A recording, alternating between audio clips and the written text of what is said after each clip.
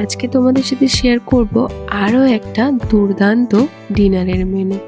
এই মেনুর প্রতিটা আইটেমই আমার ভীষণ পছন্দের আর ভীষণ সুন্দর হয়েছিল খেতে।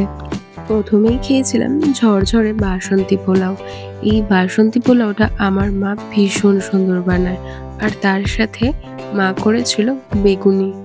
বেগুনি দিয়ে বাসন্তী পোলাও খেতে আমার তো ভীষণ ভালো লাগে। আগের দিন খেয়ে খুব ভালো লেগেছিল, তাই মা আজকেও বাসন্তী পোলাওর সাথে খাওয়ার জন্য বেগুনি করেছিল। তারপরে খেয়েছিলাম বাসন্তী পোলাওয়ের সাথে আমার হবু শাশুড়ি মায়ের হাতের বানানো চিকেন কষা। এই চিকেন কষাটা ভীষণ ভালো হয়েছিল খেতে, আর এই ঝাল ঝাল চিকেন কষার সাথে এই মিষ্টি মিষ্টি বাসন্তী পোলাওটা খেতে তো দারুণ লাগছিল।